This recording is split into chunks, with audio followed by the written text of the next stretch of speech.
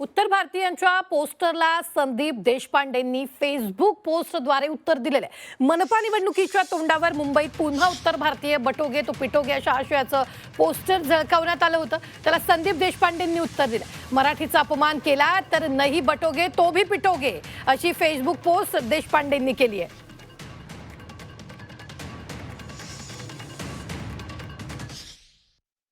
की मराठीचा अपमान केला तर तुम्ही बटा नाही तर नाही बटा, नहीं बटोगे तो भी पिटोगे, मराठीचा अपमान सहन केला जाणार नाही हा सुस्पष्ट मेसेज हा गेला पाहिजे आणि तो मेसेज देण्याचं काम आम्ही केलेलं आहे। भारतीय जनता पार्टीने कधीही मराठी अमराठीचा वाद केला नाही।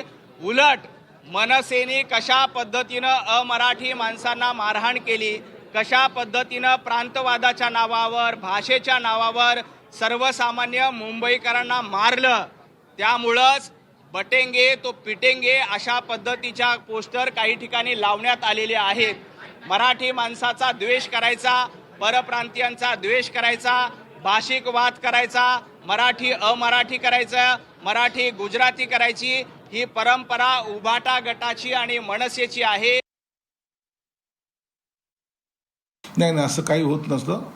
मुंबईमध्ये उत्तर भारतीय मराठी माणूस, पाकिस्तानी माणूस, आता हे सगळे जे काही नवीन नवीन प्रकार आहेत ते समोर येतील, पण असा कोणताही हेतू नसतो। मराठी ही मुंबई ही सर्वांचीच आहे।